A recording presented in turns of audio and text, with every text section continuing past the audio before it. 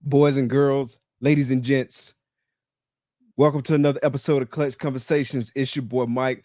We are back at you one more again, live on a Thursday night, man. I hope everybody feeling all right.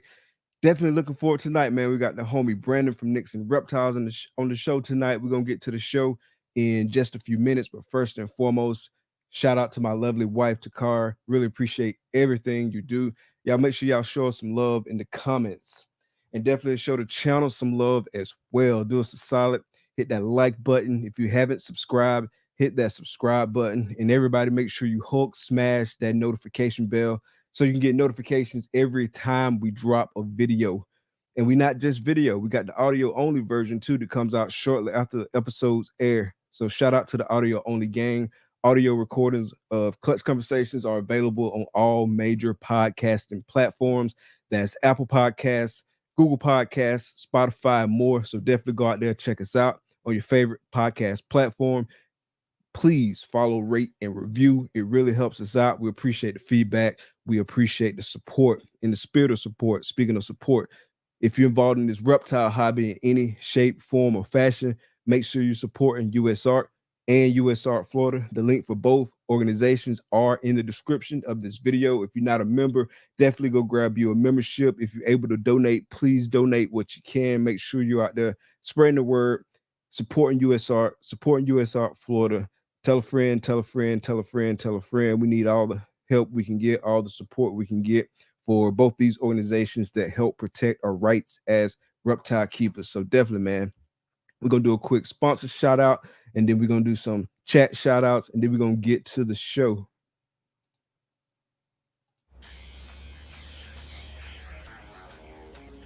Big dreams start in small towns.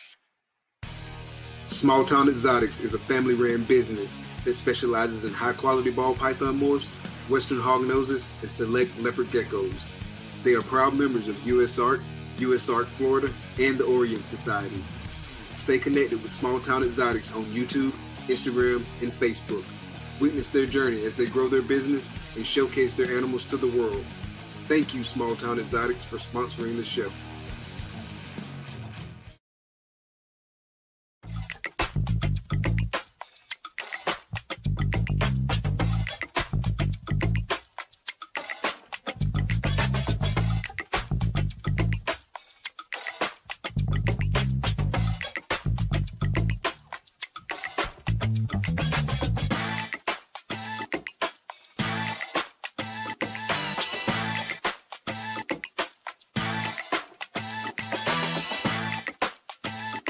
Art comes in many forms. At Armless Angels, it comes to life. Shout out to the sponsors. Thank you, Shane. Thank you, Justin. Really appreciate the support. Let's see who we got in the chat, man. The chat is going crazy right now. What's good? More Valley Reptiles in the building. What's good? Thanks for coming out, fam. Unlimited Balls, what's good? Thanks for coming out. 352 in the building. What's good, bro? Thanks for coming out. Hey, quick update. Due to a scheduling conflict, we're gonna end up taking 2 videos to Daytona. Really appreciate you being willing to help us transport that rack, but we're gonna take 2 vehicles, so we're just gonna use both the vehicles we take. Really appreciate it though, man. Shout out to the homie Brian from Heathen Hatchery. Big Keys, what's good, bro? Thanks for coming out, man. Really appreciate it. Man, y'all make sure y'all go show the channel some love. Go check out the episode from last night with Brittany Gobble from Gobble's Reptiles. Also tomorrow, check out Hair Down Friday, 8:15 p.m. And that's right after My Favorite Reptile podcast with the homie Ray, 5 p.m. Eastern Standard Time. Make sure y'all go check that out. The big homie Chad, what's good, bro?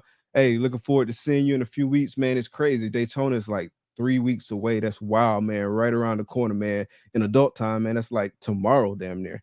Looking forward to meeting you. Uniquely Morphs, what's good? Thanks for coming out, fam. Morph Master J, what's good, Johnny? The Sultan of Support himself, the homie Bosa Balls, what's good, bro? Gene Carlos, what's good? Thanks for coming out, fam. Blaker's Pythons in the building, what's good? Thanks for coming out. Appreciate the support. Dundada, what's good? Uptown at Xotics, thanks for coming out, fam. What's good, Matt? KMB Reptiles in the building. Appreciate the support. We got the journal himself, V Unit. Man, y'all make sure y'all go check out the V Unit, man. If you're not in it, you're slipping on your pippin. Make sure you go check it out. V Unit in the building. What's good, Emilio? Eric's Morris, what's good? Thanks for coming out. The big homie Wiz in the building. Again, make sure y'all check out Wiz Tang Clan, man. Definitely. If you're not in the Patreon, go join the Patreon. It's a dope group. Go check it out. And check out Wiz and the homie Joey D on Sophisticated Ignorance every Saturday at 10 p.m. Eastern Standard Time. Make sure y'all go check it out. If you're not following that man, you're missing out. So definitely go check them out. Then we're going to stop it right there. We'll be right back.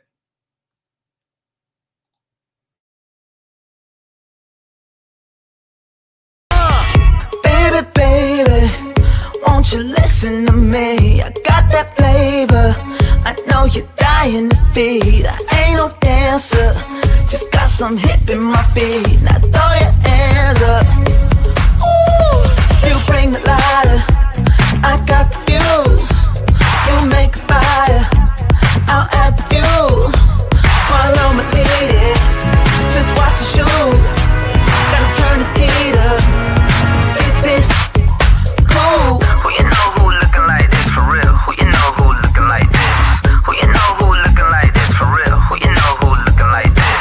Who you know who looking like this for real? Who you know who looking like this? Who you know who looking like this for real? Who you know who looking like this?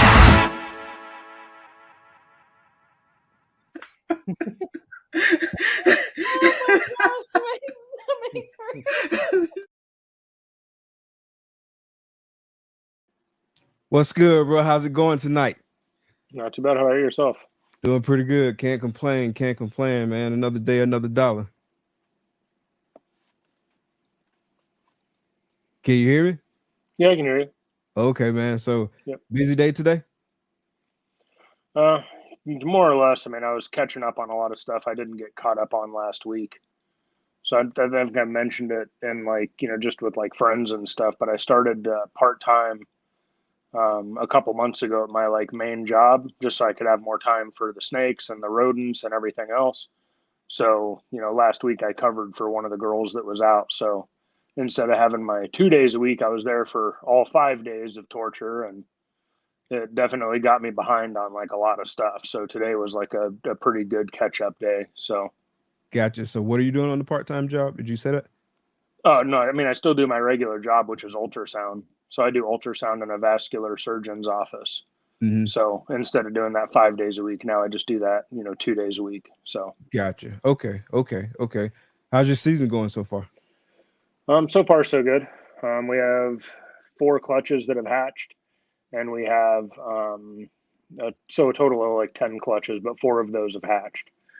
And then we have another 2, 3, 4.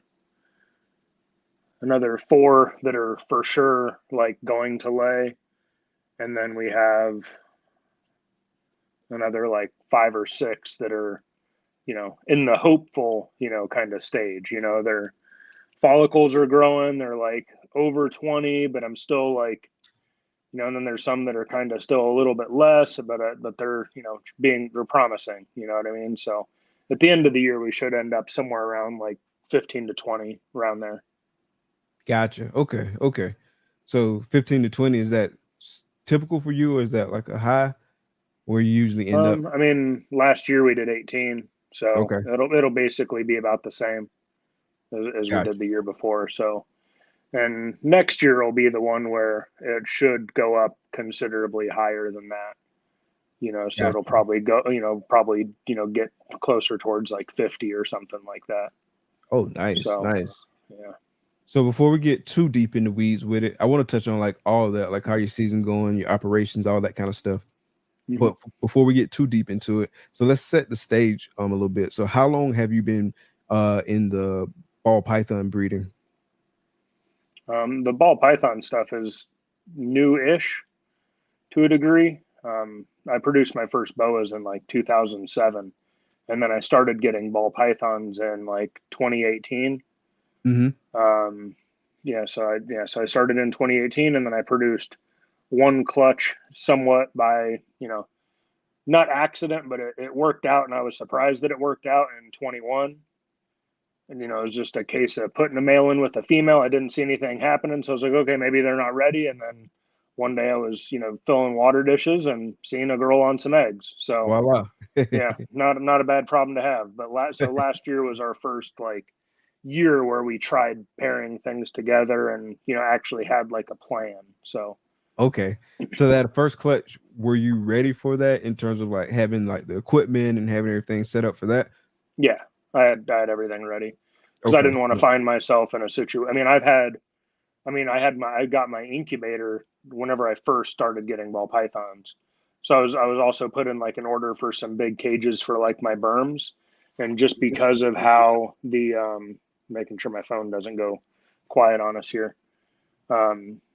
Just because I was ordering some AP cages for my berms, I was like, okay, well, I should probably order this incubator too because it has to ship freight anyway. So I just bought it, and I've just been carting it around with me until I needed it. So Okay. So how long had you been keeping the ball pythons before you started breeding them? like I said, I picked up my first ones in like 2018. Oh, you picked it up in 18. I thought you Yeah. started like the breeding piece in 2018. Nope. Gotcha. That was when I just started picking up a couple girls. And then 2019, I bought like all my sunset stuff, and then it's just, snowballed kind of from there. And Okay. I've bought ball pythons before. When I was 17, I bought like a pair of het albino ball pythons for like $1,500 for the pair. Ooh. Which back in 2002, het albinos weren't like $75. You know what I mean? Yeah. So Okay. different times. So was it Nixon Reptiles when you were breeding the boas, or did you kind of start that business aspect of it later on down the road? No, I mean it's been Nixon Reptiles for a while. I've like gone through like stupid name changes back in like the forum days where you would like watermark your pictures, putting them on the forums, and for like a little bit it would be like, I don't know, Cali constrictors and like all kinds of like stupid stuff. But at the end of the day, I didn't like, and even like for a while I did like caramel boa, and then I was putting like CB on everything, and then I was putting, what was it? I mean, I think it was pretty much just that. And then I just, like just Nixon Reptiles. It's just easy. It encompasses everything. I don't plan on really ever having lizards or working on anything like that, but, just focusing on, just snakes in general. So Gotcha. Reptiles keeps it pretty open to interpretation. Do you have like any business experience outside of the reptiles? Like, have you had any previous businesses or anything like that? No, not really. No, I spent my, like right out of high school and stuff, I went into the Marines for 8 years. I got out of the Marines. I kind of hung around and did like photography and photography school for like a little bit, trying to learn the business aspect of that. But it's just not one of those things that I liked.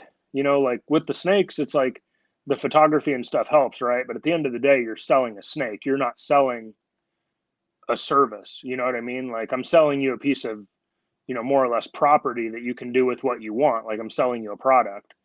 And for the photography thing, you're kind of selling somebody a product, but you're also selling like a service.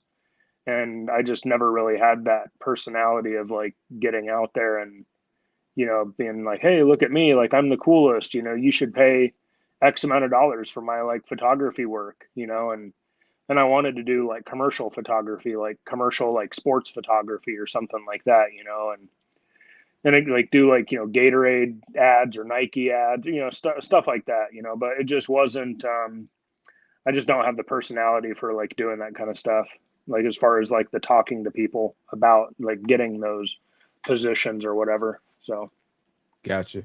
But the photography skills come in handy, I'm sure, like with taking pictures for this and whatnot. Huh? yeah, I mean it's pretty simple. One of my buddies, he was having difficulty with his photos and stuff for a while, but literally just, a phone conversation, and this is how you set it up, and what's your results looking like? And he's like, no, well, it's a little bit darker. I'm like, okay, we'll try doing this instead. And now his pictures are perfect. He takes like 5 minutes, he gets pictures of everything he needs, and that's it.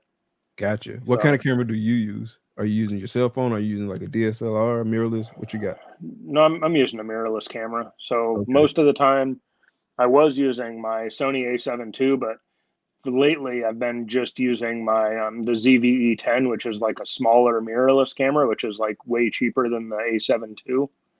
It just works a little bit. It's a little bit more difficult for me to use because it's like super, like it's very newbie friendly, right? So it has a lot of features where it like wants to tell you what to do, and I'm like, no, this is what I want to do. So most of the time I try and use the A7 II, but I'm trying to get used to using the ZVE10, which is what I use for like all my like video stuff that I do for Instagram and stuff, is that one, because it has like a little flip thing. Like, I'll show you. Like, so the reason why I like my ZVE10 is because it has a little flip out screen, so I Okay. can like look at it as I'm recording whatever I'm recording. Nice. Versus my other one where it doesn't have that. That's the main reason why I got that camera. But Sony cameras have really good autofocus. So Gotcha. That's one of the spaces I want to get better at. Like, I got a lot of things on my list in terms of like things to get better at, but that's one of them too. Like, just photography and maybe even some videography. Like, I've done like some basic research, and so like I understand like some basic concepts, but I just really got to like make it a point to like actually apply it and start doing it more and more. That way, it's second yeah, nature instead of having to like think through the whole thing. yeah. Once my buddy got his stuff set up, I mean, it literally, he just turns the camera on, he takes the pictures he needs, and then that's it. So it's once you like figure out what you need to do to adjust, if you need to adjust, like if you're taking pictures in the same setting, Then it's like basically the you don't same. need to do anything. You set it up one time, and that's it. So and that's where he's at now, because it's he just takes pictures of his animals inside, and that's it. I So definitely want to get to the point where I get it like set up for like my setup, and then I want to get to the point to where I'm good at going in different environments, kind of assessing the environment. Okay, we got too much light, or we got this, we got that, and so I need to adjust like my settings and based on like what my camera can do, based on like the lens I got, and all these like different things you factor in, right? And just really take yeah, like a really good picture. But like I said, I got a yeah, lot of man. things on We, my we list. can I'm just really good at. just take like 15 minutes one day and just like do like a FaceTime or just a phone call or whatever, and I guarantee like whenever we're done talking, you'll be like, oh, it was really that easy, huh? Yeah, Like I'm gonna hit you up with some questions. it'll be kind of one of those like sometimes you make things that you think that they're going to be like way harder than they are, so you just like really put them off. All the time. Yeah, it's going to be one of those things where you do that, but then you're like, oh, okay, I don't know why I procrastinated or waited or whatever. It's pretty straightforward once you figure it out. Yeah, all the time. I've done that before. In fact, I was talking with somebody the other day, and I was basically walking them through like how to do the audio version of the podcast. And he was like, wow, it's a lot easier than what I thought. I had just been kind of putting it on the back burner because I thought it was harder. And I was the same way too. I kind of put it on the back burner for a while because I thought it was more to it. But then once I actually went through the process and seen like how easy it was and how efficient it was once you get it set up, I was like, man, this is nothing. So yeah, definitely glad I did that. Yeah. So I how can did you imagine. initially fund your business, going back to like the startup of the business? Just work money, just, and I mean, that's, still kind of, it's better now, one, because I'm part-time, right? So Mhm. there's less work money, but it's, in a way, it kind of forces you to where it's like, if I'm going to get like another animal, like I need animals to sell to be able to fund the other stuff. You know what I mean? So that's pretty much what it is. But most of the time, most of it's just like work money, and then also like working with like good people. You know what I mean? I mean, like Brock, for instance, when I got my sunset stuff from him, like I picked it up like through like a payment plan. You know what I mean? And it's like that can be like pretty helpful because sometimes, I mean, the majority of people don't just have a gang of cash just lying around, but when you can send chunks out at a time, it Right. makes it a little bit easier. It makes it a little like less painful to a degree, and you can also get like a little bit better of an animal, to a degree also because you're paying for it over a certain amount of time. So Absolutely, absolutely. So, do you have or are you developing kind of like a philosophy or a motto in terms of your approach to business?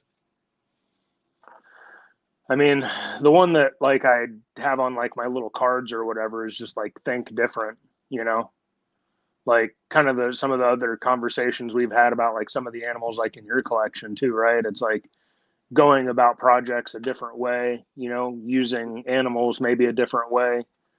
There's a lot of really cool stuff that a lot of people are doing, and then there's a lot of really cool stuff that everybody's doing, Yeah, and you got to find, in my opinion, you got to find like a gray area, right? um I don't necessarily want to talk poorly about other projects, but like there's a lot of DG clowns out there right now, you know what I mean? And part of the reason why, and it's not that there's anything wrong with them, shoot, I would like to have one, right? But like what, 2 years ago or whatever, when people were spitting out DG clowns and everybody was paying like 10 grand or more for them, everybody was like, oh shit, man, I need to make me a DG clown. So they went out and they got a clown head DG and a DG het clown. They put them together. They got 1 in 4 odds on DG clowns. And now there's a gang of DG clowns available, and they didn't really add a lot to the end result. You know what I mean? So it's like, it's a cool project, but like, wouldn't it be better if, a couple people put like maybe spot nose in it or chocolate or, blackhead, it's like, Arjen, like he made the blackhead or the blackhead DG clown. Like that thing looks really cool. You know what I mean? So it's, I don't know. So I guess it's just like think different, like work towards projects that are, um, adjacent to mainstream, right? yeah, Because it's absolutely. like you don't want to be out there in Narnia either, like making some stuff that nobody's ever. Nah, shut up, John. You'll be all right. Those DG clowns you made are great, and there's nothing wrong with them. And yours have like fire and other stuff in them too.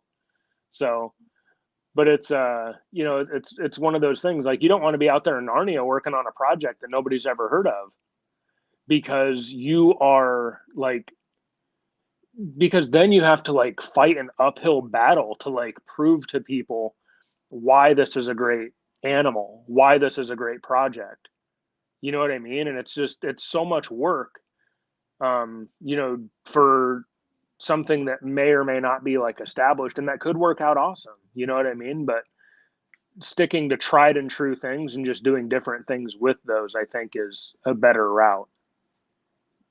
Gotcha.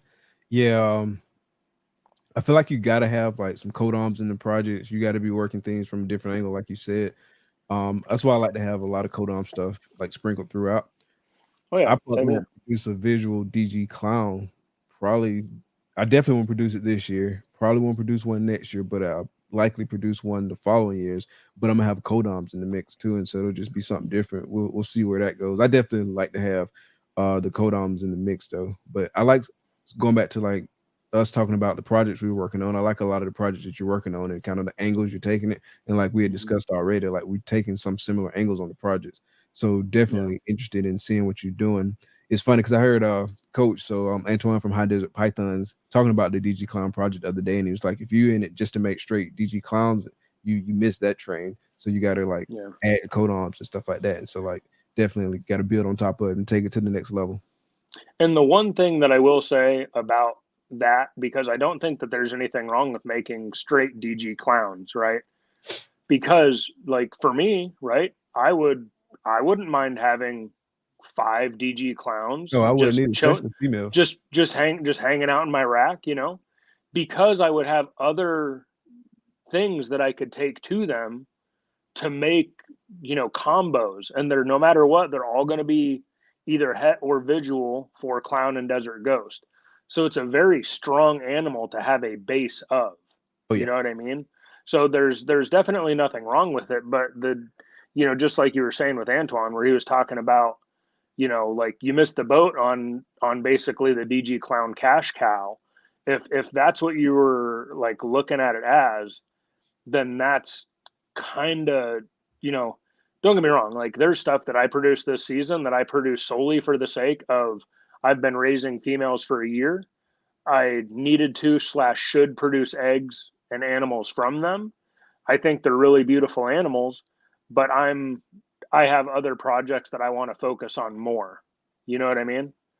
And so it's like I produced quite a few like candinos and candy stuff this year, and they're awesome. They're super pretty. I really like them. I mean, I'm almost a little bit more of a fan of the candy and candinos than I am the lavenders, and it's just because it's a darker kind of color. But what I'm more a fan of is the Ultramelon Monarch stuff. And for me, like I don't really want to expand like my collection size. Like I have enough space. I mean, I have more space if I needed to, or if I wanted to probably add another like 3 or 4 racks. But I don't really want to do that. I want to have what I have now, which is space for 110 adult ball pythons. Like I've got space for like 110 adult ball pythons, and then I think I've got space for like 290 babies or something. Okay. So it's like, so I would like to keep that same space blueprint, more or less. Gotcha. Shout out to the homie Daniel. He says Team Monarch. I'm Team Ultramel, but hey, I like the Monarch stuff too. I'm not gonna lie. So you working Yeah, both Monarch and Ultramel? I am, yeah. Okay. He's just saying that because they were looking at in the RCR Discord, like the Patreon thing. We were on like a call last night, and then we started talking about all that stuff. So we were all kind of going around and showing different animals from the room. So I was like pulling out like 4 or 5 different Ultramels to compare it to a Monarch. So yeah, it was just kind of funny. So did those calls get moved to Wednesday now? I think it just really depends on what's going on. Yeah. Most of the time I feel like it falls on like a Wednesday or a Thursday. Yeah. I know it was going Thursday strong for a minute, so I wasn't able to attend because I was here. Yeah. Oh, I know it is rough, man, because it's like the ones that I'm in that are more eventful is Bob and Josh's that they have, and they usually do that call when we usually do them like every other week, and it's usually like Tuesdays. So I usually miss about the first like 30 minutes of Adam's podcast that he does, and then Wednesday, it's like Wednesday or Thursday night for like Will's thing, and that one usually goes for way longer because it's like everybody just kind of sitting around chatting snakes, and it's like the organized chaos of it. So it's like usually like an hour or two of, just, back and forth about a bunch of different things. So talk about your projects. So what are your primary projects, and what would you say is like your prime project, like the one you want to focus on most and do the most with? I mean, Sunset's my baby.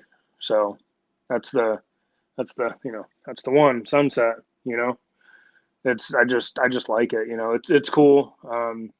It's very untapped. It's just, and that's what it is.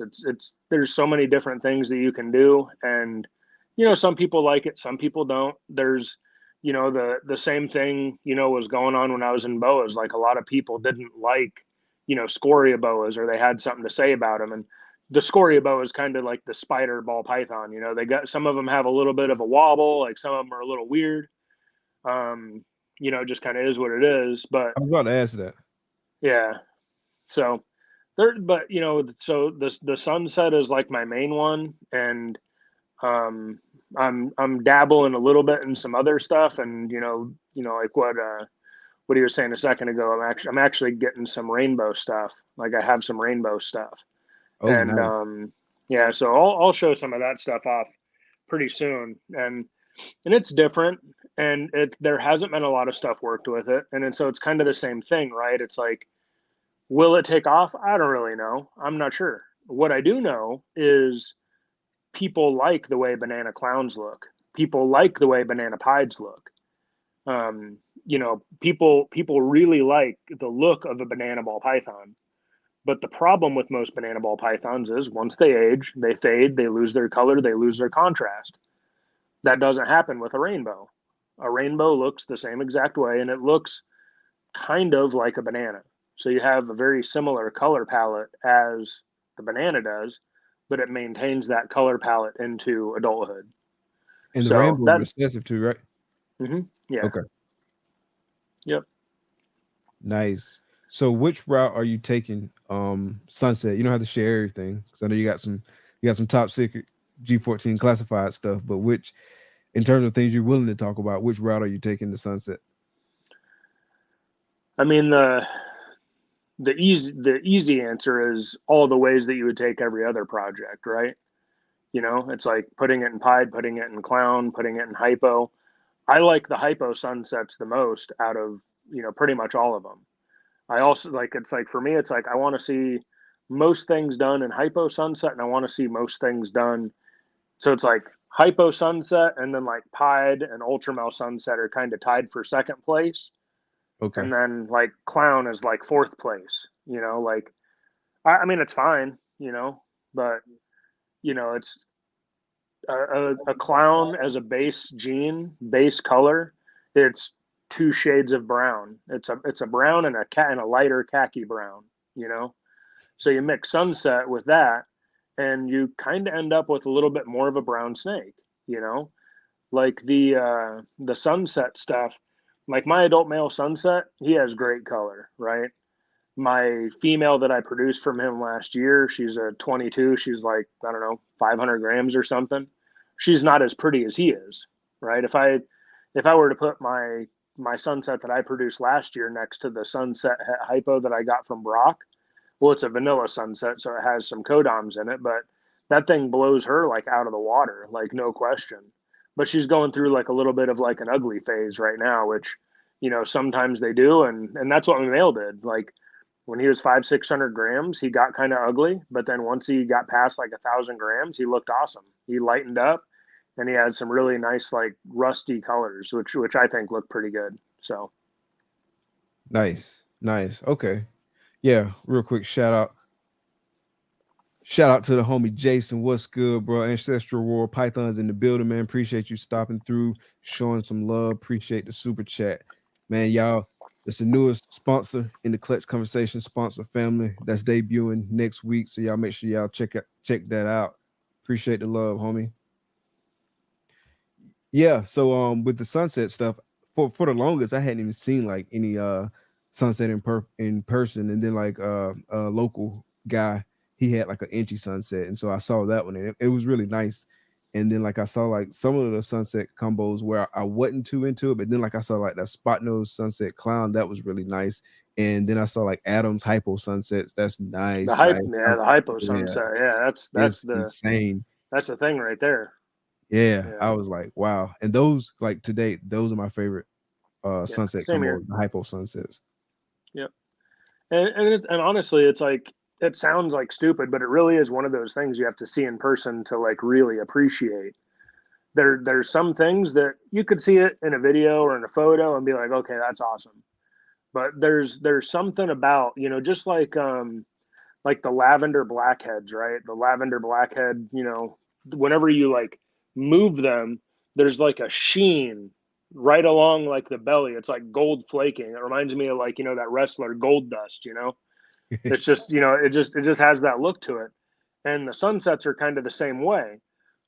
They're very deep and kind of dark with that contrast and that red. I mean, they're like a red version of like a GHI, but whenever you twist and turn them, it's like you get like it just changes like to like a lighter, brighter kind of color. It's very interesting. So Yeah, for me, seeing it in person made me appreciate it a whole lot more for sure. But like I think we was talking about something else. It might have been before the show started, but we was talking about the DG hypo stuff, like seeing that stuff in person. Like I like it on pictures and stuff like that, but just to see it in person, man, is nuts. yeah. They had the chocolate inchy DG Hypo. That was so nice. That was nice. Well, yeah, that's like that boy that I was showing you, that super chocolate DG Hypo. Like Yeah. Hypo looks great, and DG looks great, but the two of them together make like a way more complete something. Like they both, just I don't know, something about how they like mash up. It just creates really cool colors, really interesting contrast. It makes Mhm. a very different look overall. I'm ready So to get that Vanilla Dark Knight hit Hypo in the mix next year.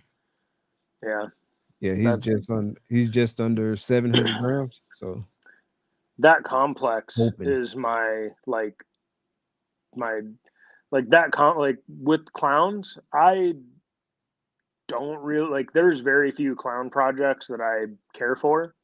Like they're like, so for me, like personally, I have a lot of different recessives, way too many. Like it's almost easier to say which ones I do not have, right? But I am very focused on the ones that I want to make, right? And it's like all of the clown stuff that I want to make is focused around the Dark Knight stuff and the super chocolate stuff. Like I do not care about any other clown combination unless it's basically involves chocolate or spot nose or the combination of the two. No And that's blackhead or probably anything a like that. Nothing else from that well, complex. Blackhead ciphers. so I like blackhead in it. Like I actually have a blackhead type animal for that project that I have coming in eventually. And that specific project will be pretty cool. But overall, like if you haven't seen what a super blackhead pied looks like, then you're missing out. So for me, like I want to do more of the chocolate spot nose stuff for the clowns with a little bit of dabbling in the blackhead, but the majority of the blackhead stuff I'm sticking to with pieds. With Okay. pieds, with pieds, it's blackhead and mahogany. Okay. Like that's my like main stuff for what I'm kind of going with that route. Okay. Are you working any of the darker stuff in Ultramel? Yeah, I have a blackhead ultramel female, Okay, nice. and that may or may not be related to what's coming for the a blackhead clown project. So who knows? We'll Who see. knows, right? TBD, huh?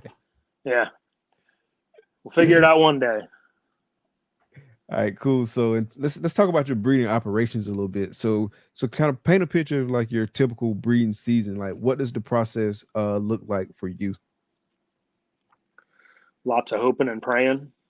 I mean, that's what we can all do, right? Sacrificing Um, to the odds gods? something. I don't know, but for the most part, I like to like I'll just basically just take a piece of paper. I'll put all the males down on one side, and then I'll get another piece of paper and I'll have all the females on that side, and then I'll basically just basically write out like my males and leave a good amount of space in between them. And then I'm like, okay, well, what females make sense for this male, right?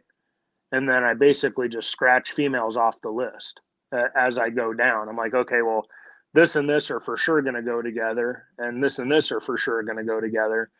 And then it's basically like a NFL draft, right? Like I'm going down and I'm picking the ones that are obvious for the obvious males that I have, and then the ones that are kind of like left over, it's like where does this make like the most sense? Like if they weren't like an automatic shoe in, it's like okay, where does this make the most sense?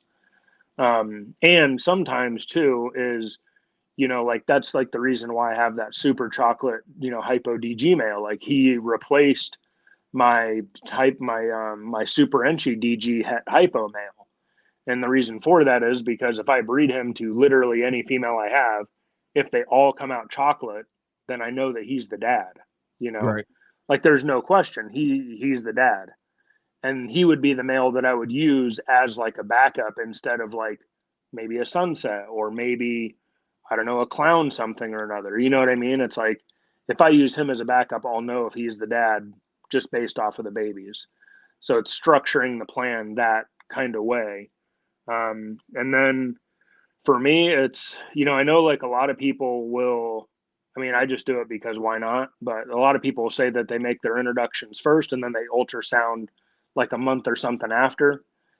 I just, I'll start scanning the girls like right away. Like I'll just basically, again, make a list and then I'll put, everybody down, and I'll put down like the follicle sizes and everything that they are.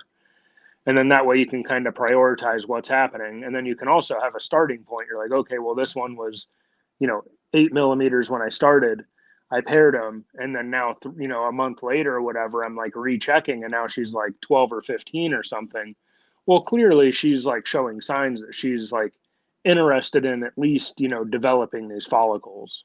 So I take that into consideration. And I feel like this year I started my breeding later than I did last year.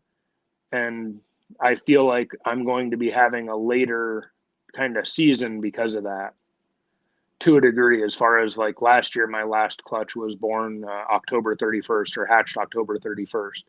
And this year I feel like it's going to hatch even after that, just because I started pairing later, because I thought that I paired too early last time. But I also, like my first babies were born in April of last year. And then this year it's like, June or something, my first babies were born. So, Do you wait for a target follicle size before you pair a female? no, I mean, for the most part, it's like if the females, especially if they're the ones that I really, really want to go, like Mm-hmm. I'll put the male in there regardless of what the follicle size is. And then I just, feed her as usual, or feed her, like give her like an extra one every once in a while and see if that helps her really start developing and help her grow. Gotcha. Yeah, I've been waiting. Well, I actually kind of had like a mixed kind of approach this year. In previous years, I kind of like threw them in there and did like a jump off pairing or whatever. Mm-hmm. This year, I kind of did more of a hybrid approach where I waited for a lot of girls to like get to about 11, and then I would start pairing. But there was some where I would pair them just regardless. I would just go ahead and throw the male in there, and in most Like, cases, I need you to do something for me. yeah, and in most cases, it was an older male, and I wasn't planning on putting him with too many females, and so I didn't have to worry about like stretching him too thin or anything like that. Yeah. And so that's kind of how I did it this year. We'll see how that works out for me next year. I think I'm gonna be heading more towards just like waiting on all of them and just say, hey, once you Yeah. start building, once you show me the signs, then I'll throw the male in there and we'll see what it does. Yeah. But And I feel like too, like if they are females that do want to go, if you're increasing their food, then that will start to develop those follicle changes, right? Because that's like the big thing, is the food and the food intake. That's why, like, when they are eating, that's like your opportune time to really give them as much food as they'll possibly take, because all that's going to do is go right into like follicle growth, right? So, it's like, you know, I I I feel like the food thing is almost just as important as the pairing part of the process too. yeah, you get her in that mindset, that mentality that food is plentiful. This is a Yeah. optimal time for me to reproduce. Yep, there's going to be enough food for my offspring. They're going to thrive. Like, they're going to be fine. So, Exactly, 100%. I feel like my season is later too, proportionally than it was last year. Like I'm having more clutches, so I'm gonna naturally have more clutches at any given time. Just because of having more overall clutches, but like proportionately, I feel like more of my clutches are towards the latter end of the year this year. yeah. And that's something I've been hearing from a lot of people. Like a lot of people say, yeah, my season's really late this year. Like I hear it more and more and more and more. I don't know why that is, but yeah, a lot of people. And it's like all across the states too. So in different environments and whatnot, different Yeah. climates, different altitudes, all of that. So it's not like a regional thing. It seems like it's been across the board from what I'm hearing. Yeah. It's interesting how that kind of stuff, works out. But I mean, that's the reason why, like, the Tinley show is like, as popular and as full as it is. Same thing with like Daytona, right? It's because by the time Daytona and by the time Tinley Park runs around, the majority of people have hatched out the majority of their babies. They were already well started. They're thriving. And I mean, that's like the most opportune time to, have a show and have like an expo. The shows earlier in the year are basically stuff that either didn't sell the previous year, or just like stuff that you've now decided to like let go, more or less. So Yeah. So speaking of shows, have you been to Daytona? yeah, we went last year. You went last year? Okay. Yeah, just That's to what's up. wander around. Yeah. Are you coming this year? Yeah, we got our tickets and our hotel and all that stuff booked like a week or two ago to go Okay. down there. Okay. When are y'all getting there?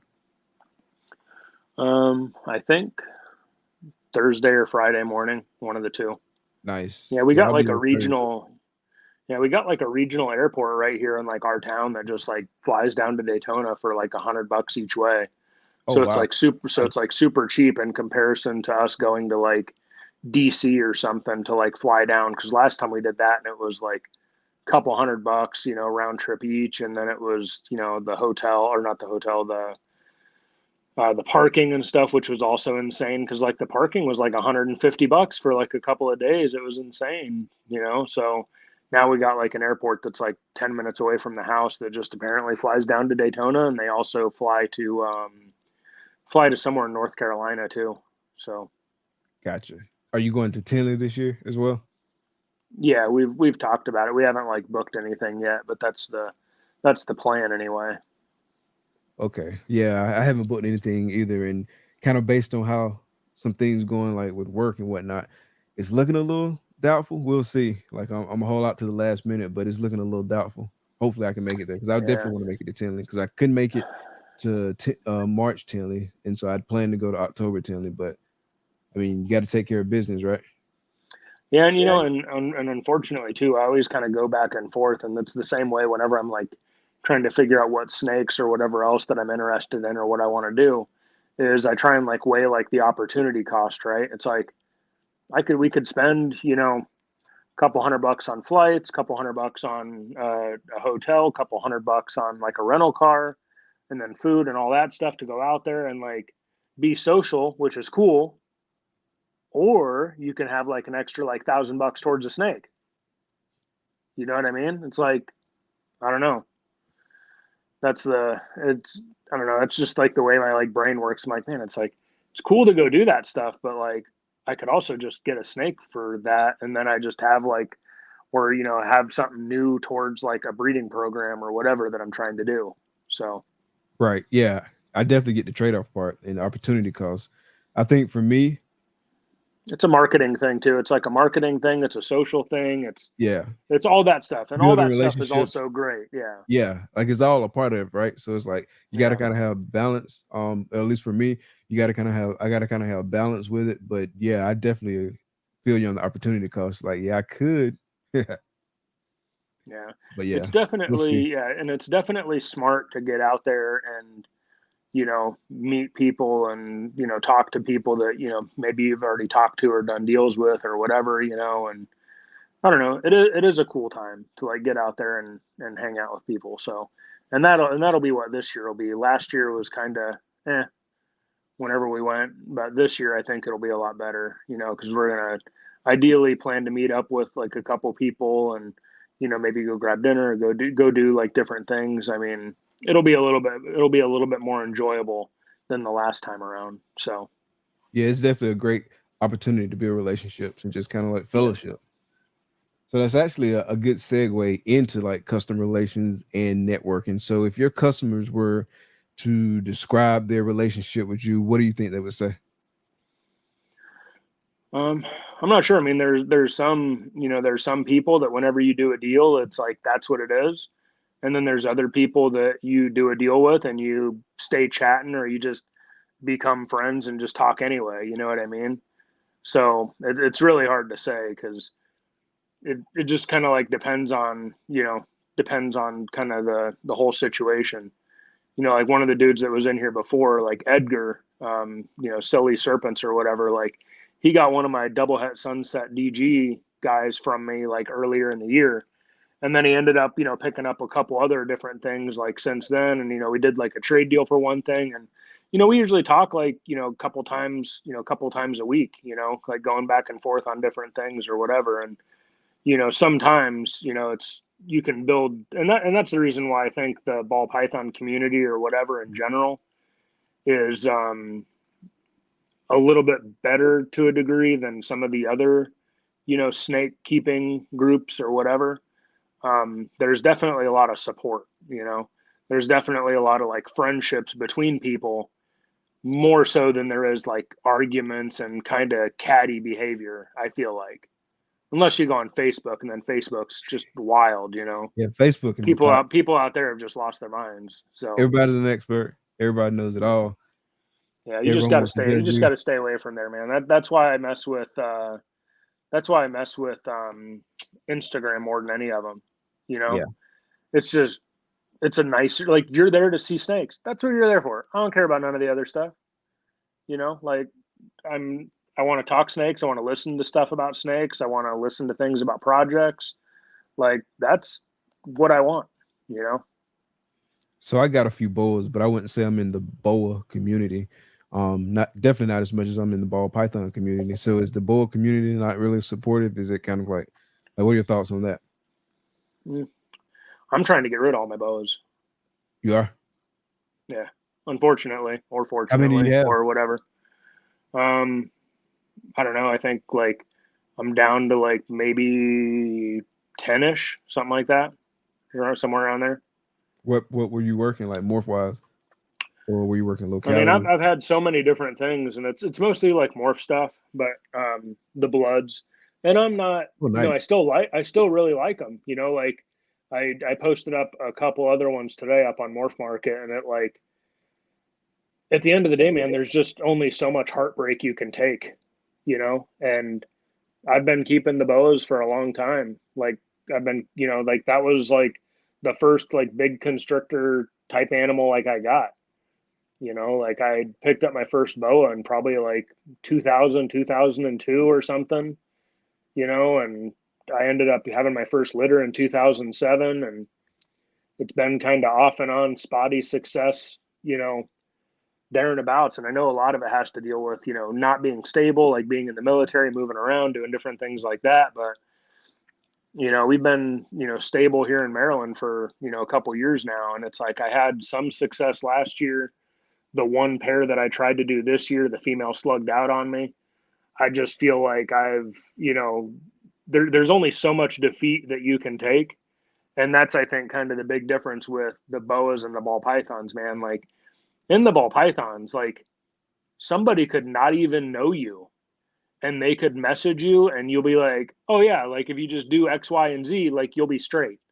And maybe that wasn't like the situation in the past as far as like people being helpful or whatever, but that's 100% not the situation in the boa community. Like I just feel like the majority of the folks there, the mentality is different, right? Like if you buy an animal from me, like if you came to me and you bought a sunset, I want to see you produce sunsets. Like I want to see you produce cool stuff from that animal you got from me. Because if you're not successful, why are you going to continue? Like Right. there's no reason for you to come back to me to get more animals. There's no reason for you to come back to me to do anything different. Like I've gotten several animals off of Brock, and that's because like the first animals that I got from him, I did exceptionally well with them. Like my sunset stuff was the bulk of my like sales and stuff from last year, and that helped fund the rest of the collection that I've been able to build up. And whenever Brock had that, sunset hypo male like available for, I was like, I need that, like I need to like get that animal, and it's like, and down the road, like if my pairing doesn't work out to produce sunset het pieds, guess what? I'm going to go to Brock again and I'm going to get a sunset het pied or a sunset pied or something like that because, he's been there supporting and, helpful or whatever, as far as like building, what I'm working towards or the projects I'm working towards. So, it's like everybody needs to be successful for it to work. I think. Right. In the 100%. in the ball python people, the majority of the people that I've spoken to anyway within the ball pythons have been like super helpful. Same thing with like the blood pythons. Like a lot of the blood python guys, like super cool. Like I don't know. It's something about the people within like the python like breeding whatever, it's like I feel like they're just more helpful, I guess. I don't know. It's very weird. I don't know if that's, you know, true or whatever, or if that's like just, you know, my like, you know, looking through like some, you know, whatever rose colored lenses or something like that and just like thinking that it's better. But that's the way it came across to me. It just came across like Elijah from Juggernaut, like when I was talking to him about bloods. When I was talking to I'm like spacing his name now, Nick over at Cold Blooded Earth, talking to him about like blood pythons, like super helpful, you know, super friendly. Like, I mean, they want you to succeed. They want you to enjoy the animals as much as they do. So it's just very nice kind of feeling, I think. Nice. And you got berms too, right? Are you gonna breed the Yeah, berms? I plan to. Yeah. I mean, I got some damn expensive ones, so they better breed. What all you got berm wise? Um, I have a Gulf Coast caramel female. I've got a Hypo granite for green female. Okay. I've got a green granite male, and then my like, well, and I have a Hypo het labyrinth female, which I like go back and forth on whether or not I'll sell her or not. I don't know. But the main like the main pair that I bought was they're the male is a triple het for caramel, granite, and pied, and then the female is an albino triple het for caramel, granite, and pied. And then the Okay. guy that I got them from bred other ones that, you know, were from siblings to those, and he produced green. So I think they're also het for green as well. So Okay. Okay. so So I they're don't know. basically like quad het, you know, 5 het berms to produce like, you know, a variety of like everything basically. So Yeah, admittedly, I'm not up to speed with like all the morphs and stuff, like with berms, but well, just definitely think of hearing the like this caramel like a as the quad just hit. think of the caramel as the ultramel version, you know? So Yeah. Okay. so basically an ultramel pied I'm team caramel. monsoon berm is basically what I'm going for. That's Oh, the nice. that's Yeah, the that'd be yeah dope. So is the yeah granite more like the monsoon? yeah Okay. yeah Okay. yep. So Nice. just imagine a monsoon ball python that gets like 10-15 feet. Just that's pretty much what a granite Burmese is. So That'd be dope. That's sick. That's nice. Like if you yeah, hit that quad or you hit the it's triple, my favorite morph for sure. that'll be nuts.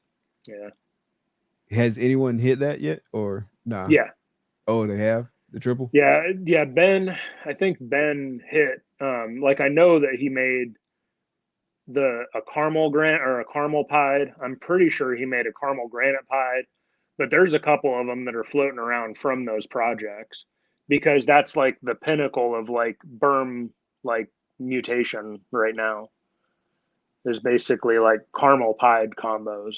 So Okay. yeah, Nice. Nice. Yeah, learn something new. oh yeah, they're awesome, man. They're really cool snakes. They're just a giant ball python. So Like temperament that's wise, it's pretty much exactly the same. All that good yeah, stuff. yep. When they're babies, they could be a little, you know, a little something, but once they kind of grow out of that, then they're usually fine. So Yeah, you know, we can't own them down here no more. yeah, y'all got the little band hammer down there. Yeah, That's if why I will the never live city in all up Florida. in our business. You Yeah, said that's why you never live in Florida. no, yeah. Yeah, it's so There's just something about like there's something about people telling you can't do something, especially when you know like the reasons for it are stupid. yeah, Like it'd be different. Like don't get me wrong, is it affecting the wildlife and stuff? Sure, you know, animals are getting snatched up. Like the snakes are living and thriving off of something. But at the same time, like they're also tearing down the Everglades to build apartment buildings and condos and all that other crap. right, and that's So it's okay somehow, somewhere. yeah. So somehow that's okay. But no, you got to get rid of these snakes. You know, it's like it just doesn't make sense. Like it's like they're just using the snakes as a means of, you know, perpetuating like their goals of being able to like build in these areas. It's pretty much how it works, and it's really shifty. So Yeah, 100%, man. Follow the money trail; it leads to the criminal. yeah, Yeah, it's wild. But yeah, I don't blame you at all. So, what plans do you have? Like, where would you see your business like in the next 3 to 5 years? I mean, in a perfect world, we'll be in a situation where, both like I will, no matter what, still maintain working a part-time job, like with what I'm doing, just because, for my job, I need to like maintain a certain amount of like, just, you know, I guess the whole like use it and you lose it kind of thing. Like I need to continue what I'm doing to be able to like know what I'm doing, so it's like I need to do that. And I actually do like my job, and doing it a couple days a week isn't a big deal, right? But it would be it would be nice if in a couple of years, 3 to 5 years or whatever, the snakes and the reptiles are basically doing enough to where, both my girlfriend and I can both just focus on this and focus on the reptiles and make that like what it is, and be able to basically just spend time with each other, because that's the big goal. Like I could really care less about money and whatever else. The real sign of freedom overall is like freedom of your time, right? And Yeah, you took the words right out of unfortunately, my mouth. yeah, and unfortunately, you need to have money to have freedom of time, because your time has to be paid for one way or another, whether you're doing it for yourself or you're doing it for somebody else. So in a perfect world, it would be in a situation where we're self-sufficient with the reptiles, meaning we do our own rodents completely and entirely. And, so it's like, it's not like I would be working less. I would still be working a lot, like cleaning the rodents, cleaning the snakes, doing all that stuff. But it would allow for the freedom of, being able to go places whenever we wanted to, being able to do a lot of that stuff together. Like she'll help me like wash tubs and stuff like that occasionally. So yeah, it's just basically just that, just self-sufficient and being in a situation where it's, I have the free time or the ability to have my time and her time paid for, so that we can, just enjoy each other's company.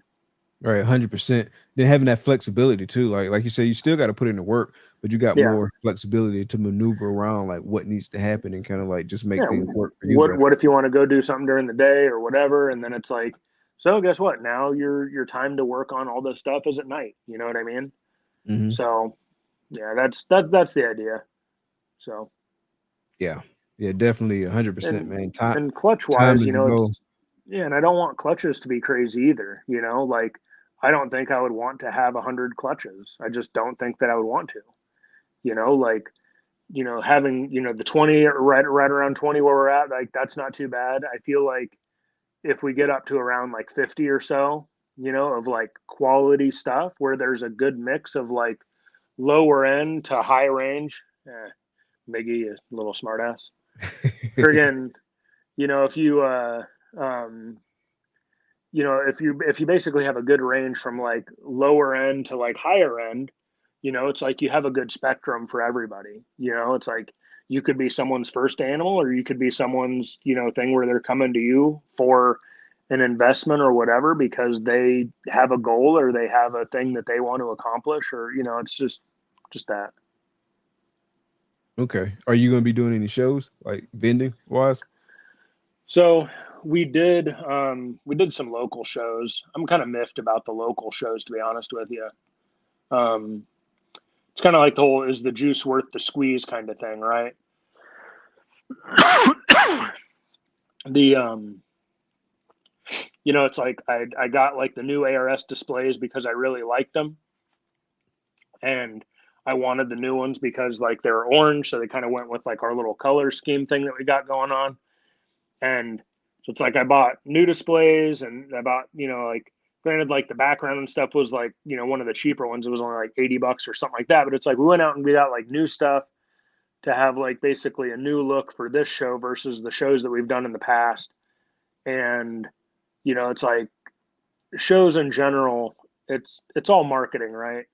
The problem is at the shows, at least here, there's a lot of people that just seen a sign for a reptile show and they want to come check it out because they have no idea what to expect. And I didn't have a bunch of people trying to hold a bunch of stuff this time, but every other time it's been like a gang of people just wanting to hold some stuff. And it's not, I mean, I wish I could. Like, I wish that I was comfortable enough with letting some little booger picking kid hold whatever animal they wanted to, right? But that same little kid has already held 5 or 6 other snakes from some rando people that I don't know, you know? And then they come over and then they want to touch my stuff. And then I got to bring the stuff back to my house.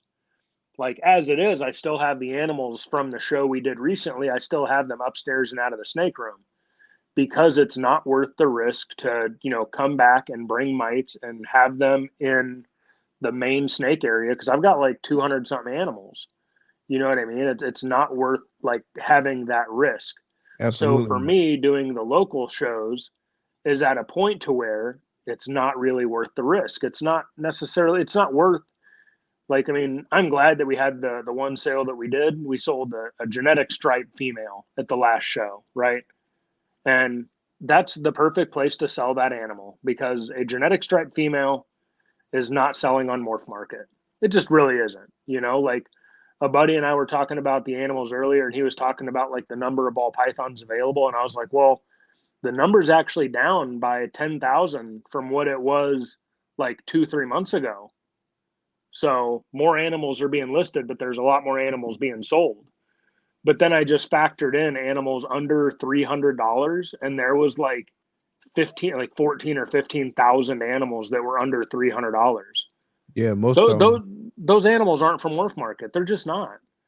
Those animals are for a local group, in local Facebook group.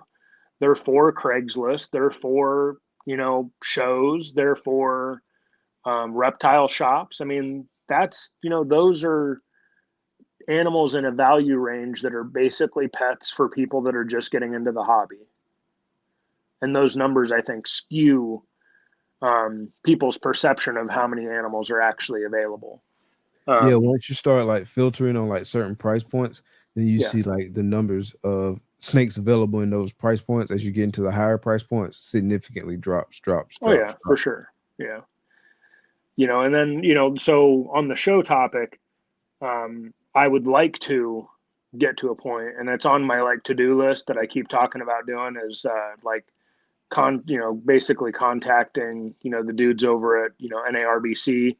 Like I knew Brian when I lived in Chicago. Like I would go to the reptile house and, chat with them and all that stuff. Like, so I knew those guys. So in a perfect world, it would be where I can get in on the NARBC circuit, and then I could just have a table at, Tinley, at St. Louis, at in Arlington, just basically do those shows, and it would be a longer drive. Like Tinley's like 10 hours or something like that away. Arlington is like further than that, and St. Louis is also about 10 hours. But if I come to one of those shows and I have some Sunset Pieds and some Sunset Ultramels and some, whatever, some friggin' super chocolate clown somethings, like it's going to be a cool show for me, regardless of whether I sell anything, because the people are going to be able to see those animals in person and be like, oh, damn, like that's what that looks like. Like that's Yeah. actually really cool. Those shows are going to be by far more beneficial, regardless of whether or not I sell anything, in comparison to doing a local show and putting my stuff at risk versus doing a national level show and putting my stuff at the same risk, and then basically, going in and, putting my stuff in quarantine after the show for a couple of weeks just to make sure nothing crazy, because all it takes is, someone coming by the table and, sprinkling, some fairy dust on the table, and next thing you know, you got problems. You know what I mean? So it's sketchy, and I don't like it. Yeah, I mean So that makes perfect sense. How like what shows are local to you? Like it's like you're kind of like your basic like replicons and stuff like that. too Or y'all many. got show me or you got a bunch? There's too many shows. Yeah, there's too many, and that's part of the problem. There is no urgency, I feel like, in this area or community to, like, because it's like, okay, like, so the last show that we did was in Gettysburg, and it's not like a bad show. Like it's a good show. There's a decent number of people going through. But the same weekend, there was another show over on the other side of Pennsylvania, right? The same weekend, same day, same, you know, 1 day show, both shows happening Saturday.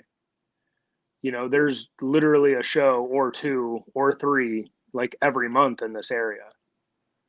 And that is not good. You know, it's the whole supply and demand thing, right? Like, what's the urgency if they're like, oh, are you going to be at the next show? It's like, well, damn, I guess, you know, like I was just, you know, and so it's like last year we did a couple other ones. Like we did like a couple of the Gettysburg shows. We did like this other smaller one in like Williamsport, Maryland, which was like, there wasn't a lot of tables, there wasn't a lot of vendors, but it wasn't a bad show. Like it was still like a decent number of people for that area to come through, you know, but I just, I feel like I'm at the point where I want to do a bigger show where I have to travel to that show. And the only thing that I think is holding me back is if I go to one of those shows, like I want to have, because I don't want to bring a bunch of stuff. I want to bring 2 displays worth of stuff. I don't want to keep track of like 200 animals. I want to keep track of like 40 animals, you know? And I just want to bring like the coolest stuff that I do not care if it sells. It's simply there for you to see the quality of the stuff that I'm working with, the projects of stuff that I'm working with, because you can see everything that I have on Morph Market. You know, you don't need to I don't need to bring, you know, 300 snakes to a show. You know, you can go on Morph Market, look at your own leisure, and then, you know, go see a YouTube video about the same clutch and the same animals, you know, without any risk, you know, to the animals or the collection or whatever else. And I'm definitely not one of those people that's, you know, friggin', you know, preaching, you know, nidovirus and testing everything you have and doing all that stuff, you know, but it's like you do need to be mindful of your collection and the care of it and what you bring in and where you get things from. 100%. 100%. So you touched on the market changes a little bit earlier and like availability of ball pythons and like kind of all that stuff. So what are your thoughts on the current ball python market, and has that influenced your strategy in any sort of way? Not really. I mean, I think it goes back to kind of what we talked about a little bit, you know, before we started the show, with people making like clickbait videos on like the DG stuff, you know, and it's like, I get it, you know, get people to the channel, get views coming in, you know, all that kind of thing. And the same thing was going on with all the market stuff. It's like, oh, the market's dead and things are falling, and it's like, not really. Like and I mean, you'll see it, especially, I'm sure you're probably part of that like Morph Market sellers group, right? You were in there for a little bit. Yeah, I'm in there. Yeah, people in there complaining left, right, and center about sales, right? And don't get me wrong, like for me, it comes in waves. I'll have nothing for like 2 or 3 weeks at a time, and then it'll be like a flood, and then again, nothing, flood. Like that's just how it's just cyclical. And you know, sometimes, you know, in a lot of people's situations, I feel like they themselves are waiting for their stuff to hatch or their stuff to shed or whatever else, so they can sell their stuff, so they can buy other stuff. It goes back to what we were talking about before with like everybody's success is important, you know? Like the only thing that's going to allow me to buy like higher end, like something more higher end or something that fits within this like very niche like thing that I'm trying to get, it will be like, you know, I need to make the sales to be able to facilitate that. But overall, I mean, I've had stuff that's been selling. Like I feel like every month has been pretty consistent as far as amount of value that has came in from, you know, sales. And I also feel like I have purchased quite a few things, you know, like I'm, you know, getting all that rainbow stuff in. That stuff's not incredibly cheap. You know, it's got pretty good value on it. It's just, you know, there's certain things that you should be aware of what kind of market it sells in. Like, is it a pet animal? or is it something that someone's buying with, with aspirations of producing something, because I'm surprised, and I plan on doing it like starting August. So I have like a couple more days here, but I plan on basically making a video for like my YouTube or something, showing like a couple of animals that basically have a clock on them. Like y'all have the next 30 days to decide if you want these sunset females or these like double het DG pied combo things. And if y'all don't want them in the next 30 days, I'm pulling the ads, and then I'm going to raise them up until they're 1,000 grams. And then I'll put them back up for sale for way more, because it doesn't make sense to have a 500-600 gram animal available for the price of like a hatchling, like pump that thing up to breeding size, put it back on the market and raise the price, or breed it yourself. There's some stuff that it doesn't make sense to sell it for less. Like it really doesn't. So Yeah, I don't know. absolutely. Like I got a girl, she's got some nice size on her. Now at this point, I'm about to just pull her and then raise her up. Might sell her when she gets older, or might breed her myself. We'll see what happens. Knock a clutch out of her, sell her as a proven female. Like the only way you lose money on a project is if you don't produce from it. Like in reality, like I picked up the candy genetic stripe male that I have and my double het candy genetic stripe female. And I already knew that I was planning on kind of phasing that stuff out so I could focus on more ultramel stuff, and then basically use that space for the ultramel animals that I'm raising up. But I did have albino females that needed a good male to breed to them, right? So it's like I got that pair so I could produce some candy genetic stripes, and I also got that pair so I could use that male on all my albino type females to produce visually appealing animals that were not super expensive, that would definitely appeal to somebody that either is like just starting out some sort of breeding program and they want to produce something that's pretty but not very expensive, Gotcha.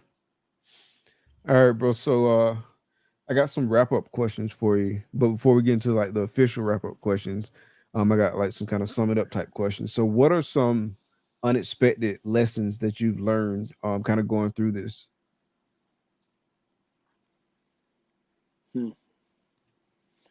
Everyone always says you have good questions, but that one's like I don't because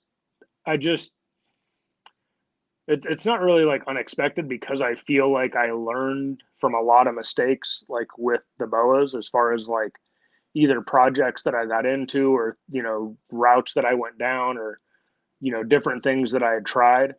So I already kind of came into the ball pythons knowing that I should do things like a little bit differently. And so I guess it's like you don't need to like follow that like mainstream whatever, you can work on your own projects.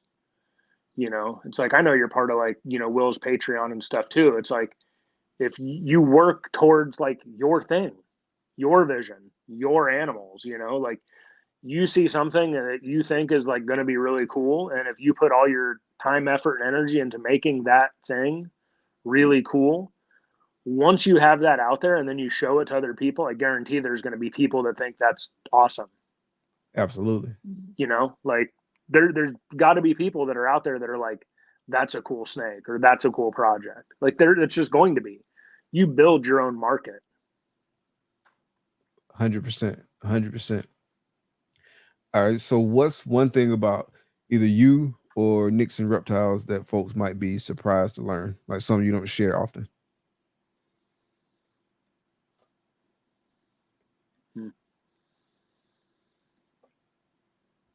I don't know. I really don't, because I more or less I feel like I talk to a lot of people every day, but it's like snake stuff and snake relating things like in general, and that's kind of where I keep it. I'm boring, like the only things that I really care to talk about is like snake and reptile stuff.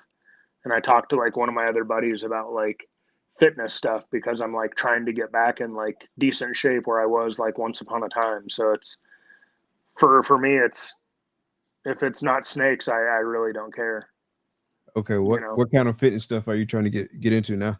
just be less fat. I mean, that's the That's all that matters, huh? yeah, be less Man, I'm fat. in the Yeah, same boat, bro. I'm in the same boat. be back at like 220 and have like some ab definition. That's pretty much where I want to be. So In March 2020, I was in the best shape of my life. And then boom, all shit hit gone. the fan. And I haven't been back on a solid routine ever since. Like I'll get in for a little bit, Yeah. then get off it, get in for a little bit, get off it. But like so many different things like kind of change. And so I've struggled getting back on the routine. But the last 2 weeks I've been doing pretty good, right? So I've been waking up early and working out early in the morning and then just getting it over with. So I've been doing good the last 2 weeks, and I just got to stick with it because once you get in a routine, if you stick with it, you're good. It's just easy. It becomes part of what you do, but it's just getting into that routine, sticking with it. Oh yeah, not veering off. And it's like, you know, so it's like a lot of that I think is like the path of like least resistance too, right? Like the more difficult something is, the less likely you are to do it. You know, so just building up small habits of doing those things is going to improve, right? So it's like, so instead of taking my dog for a walk, screw him, he's staying home. I'm, you know, just going to walk the neighborhood myself. We got like it's not like an actual like track or anything, but just like the neighborhood route itself. Like there's a nice little loop that comes out to about like a mile and a half. So if you just speed walk that like a grandma in a mall, you're going to work up a little bit of a sweat, you know, doing that thing, you know? So it's like, I try and do that like twice a day, which isn't much, but it's building a habit. Right. And it's like, you know, cause the gym thing, I feel like every time I have to take extra days at work, and that's where it happened for me is like when I started like working at the place that I'm at now, working like the 5 days a week, it ruined like my physical like fitness like completely because I had no time between the snakes, between work. I had no time, no energy, no anything, you know. And you know, but the hospital that I was working at before, I was working 3 days a week, so I had 4 other days that I could do all of that stuff, you know. So more or less I'm kind of on the same schedule now, you know, and I have been for the last like couple of months, but I'm just like getting back into a committed routine where I, you know, stick to it more or less is where I'm trying to be at. 100%. That's what's up, man. I wish you best of luck with that, man, because you got to stay in shape, right? Because once you get that time, you want to be able to enjoy it. Well, that's the thing, right? Like my job, like I said, man, I work in a vascular center. I'm dealing with a bunch of old folks or people that have like all these health problems. You know, people are coming in their 30s and their 40s or whatever. They're already missing toes and feet. You know what I mean? And some of them are in like terrible shape. Some of them are in okay shape. But it's like, what good is having time off or what good is retirement if you're damn near decrepit the whole time? You know, Right. like that sucks, man. Like, I don't want, you know, us, you know, to be in like a situation where, you know, we're 50 or 60 or whatever, and we're friggin' falling apart and our definition of a date is going to the damn doctor's office together. You know, like that sucks, you know, that's not what I want. And yeah, so just got to get stuff in check. 100%, man. I had a scare last year when I was in Tinley. Like my iWatch went off, my Apple Watch went off, and it was like, yeah, just FYI, your heart rate is like really high, like unusually You high. about to go out? Yeah, I was like, oh, what's going on? And then like, and so that happened Friday, and it kind of like spooked me you a just little seen bit. a DG clown, that's all, right? Got you all messed up. It happened like even before I saw any snakes. Like I was like wondering what's going on. And then that next day, Saturday, when I was getting ready to go over to like the conference center or whatever, like it happened again. And then I was like, short of breath. Like it actually kind of scared me because I was in the room by myself. I was like, man, if I pass out in this room, This is gonna be like, it. Who They're knows gonna find me in a couple days. Right. Like who knows when housekeeping's coming, right? And so I was actually kind of worried. So I just wanted to hurry up and get to the show. And then like that actually kind of At least if subsided. you And keel so over, you'll be around some people. So yeah, like so they can see me fall out. So they can get me the medical attention needed. But yeah, I came back, got it checked out, like they ran a bunch of tests and stuff like that, and so it ended up being nothing. But it was kind of weird. I don't know what it was, but it was weird. Yeah. You never know, man. Certain things could just be off, and it's like, and that's kind of the thing, right? Like, if you're in like a spot where you're in bad shape, which I consider myself into a spot where I'm in bad shape right now, it's like every day feels like that's like the normal, right? But that's not the normal. Like those friggin' big broads on like my 1,000-pound sisters or 1,000-pound life or whatever, it's like all that, same thing, like the dudes that do like professional bodybuilding that are 300 pounds of muscle. Your body is not meant to carry that much mass, regardless of if it's muscle or fat, unless you're like one of those damn Viking, strongmen competition guys that are like 7'5" or something. You know what I mean? And you're like naturally just a 300-pound giant. That's just not good for the organs. It's not good for the blood. It's not good for any of that stuff. So health is wealth, or two, right? Oh, 100%, 100%. Yeah. So that's the goal, man. Stick with it. Be consistent. Get some of these pounds off so I can be back in that March 2020 shape and better. All right, bro. So now it's time for the random question. So if you could live anywhere in the world, where would it be and why? I mean, I'd still live in the States. Just, Any specific state? Honestly, man, all of them are the same, for the most part. If I like could choose, and it would be like the perfect way that I want it specifically, not the way that it is, it would be in San Diego. Because San Diego is just the best place. Like Southern California, like San Diego, it's awesome. All the other stuff that happens in California, though, you can do away with all that. But just like location and weather and just like the different like food things that are out there and just kind of the fun that is in like San Diego and like that area, like it's just a nice spot, like that. But all the other craziness that's happening in California is, that's not for me. Gotcha. Okay. Interesting pick. If you won $10 million tomorrow, how would you use it? Ball pythons. Just kidding. 10 million ball python, that's a lot. No. Honestly, man, like, don't get me wrong, there would definitely be animals that I would like want for sure, right? But what it would honestly probably be is that kind of situation where you figure out something that is going to give you like just residual, like passive income of stuff. And I'm not talking about like rental properties or none of that stuff because I don't want to deal with none of the work. I don't want, like, I'm talking about like whatever stocks that you can put money in to give you dividends to bring you in like 10 grand a month or something, just in like dividend money, right? The rest of it is, find a piece of land, have that land developed on, house the way that you want it, snake building, rodent building the way that you want it, a house for my parents, a house for my girlfriend's parents, and then probably a house for like my best friend and her best friend or her sister or something if they want it. And basically just make a damn compound out there and just mind my own business, get some chickens, get her a book on how to garden because she wants to, she just doesn't do it, just hang out, like have a house that like basically just have nothing that you have to pay for on like no revolving monthly payments, no stress, no nothing, off the grid, away from people.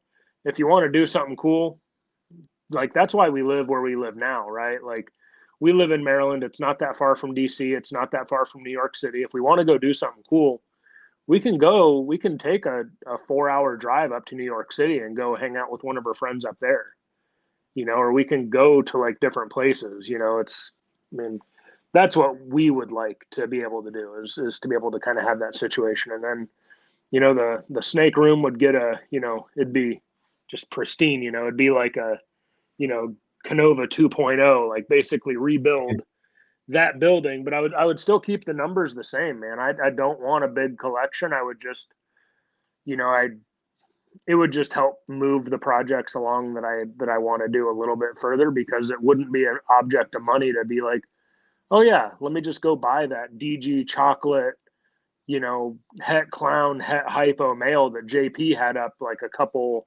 months ago for like 15 grand. It's like, yeah, that's a cool male. Let me get it. Like, I mean, that's the thing that stops you from, because that's what you're buying when you buy some of these animals. You're buying the time that it would take to produce whatever. Absolutely. So my collection really wouldn't change. Like the stuff that I do wouldn't change. It would just be less stress. That's pretty Opportunity much to it. live life and just enjoy. Yeah. Just Just less chilling. stress, man. Like have, hire people to take care of the rodents. I would still want to take care of the snakes. I don't want people's greasy fingers all up in my stuff. I want to be like hands on. I don't want to have people messing with that stuff. Like I want to be like I want to know what's going on with my animals. I want to be a part of it. I want to be the one cleaning the tubs. It's part of it. So Gotcha. Yeah, I don't want to get to the point to where I'm not hands on with the animals either. yeah, it's just, I mean, that's part of it, man. It's like going in and spot cleaning tubs and checking on stuff. It's like that's part of the deal. Like I don't want to just be around and be like, all right, let's pimp these snakes. Let's throw male whatever in with female whatever, and that's it. Let me know when there's eggs. Like I don't want that. Yeah, like I want to You know? grow and I want to grow over time, but I definitely want to be very hands on with it, like the Yeah. whole time. Exactly. Yep. I'd be happy if I was less hands on with the rodents though. But You can get that up. yeah, just I'd be okay with that. But I still also would want to do my own rodents. Like I'd want to have them here, on the property or whatever, because it's really nice whenever you're like, okay, well, I need this size. So then you just go grab Go that grab what you size. need. Like you don't have to deal with putting in an order, picking it up, or dropping it off, or whatever. You just go grab what you need. So self-sufficient. That's what I Yeah. want. And then you know exactly what they're eating, exactly like what kind Oh of yeah. conditions they're getting raised in. Like you have all that knowledge. Yeah, exactly. Yep. So That way, if something goes wrong, it's your fault. yeah, that's Like true that's what too. it is. All the Something knowledge goes and wrong, all it's the your fault. You ain't responsibility. got, you don't got anybody else to blame. It's your fault. You screwed it up. Yeah, 100%. All right. So if you could have dinner with any three people, dead or alive, who would it be and why? I thought about that one, and it really isn't a hard choice because much with everything else, I'm pretty boring and pretty simple. So it would just be like my girlfriend and my parents. I don't care about really anybody else. So Gotcha. That's like straightforward. like some of the people, it'd be cool. Like it'd be cool to like have a friggin' dinner with like Joe Rogan or something crazy just because he's wild and talk about friggin' aliens and friggin' bears and Bigfoot and who knows So what else. have But you it's been like keeping up with that? I seen something the other day. I haven't got a chance to watch it, but I seen that there was like a UFO something that they did like in Congress or something, right? Like there was a whole thing about it. Yeah, like some guy testified under oath, Yeah. like in Congress about like UFOs, and I guess one of the pilots was not a human, but so it was just like some wild stuff. I haven't dug Yeah. too deep into it. I hadn't had time to dig too deep into it, but like I saw I'm like gonna article or fall whatnot. down that rabbit hole because I either listen to snake stuff, murder podcasts, or just like history or aliens or space. Like that's I don't listen to music very often. That's the stuff that I listen to. There's a dude. He does a channel. It's called the Y Files. Like every week he has like a new conspiracy theory or new like whatever, and he like dives like deep into like this stuff. So I know the one that is coming out this week is like on the alien stuff. Okay, So it's called the Wi-Fi, yeah. and it's a podcast. Yeah. No, it's just like a hour-long YouTube show that he puts on like every week, pretty much. Okay. Yeah, it's pretty interesting though. Okay. Yeah, that sounds pretty interesting. Like I said, Yeah. I don't know all the details, but it definitely sounds interesting.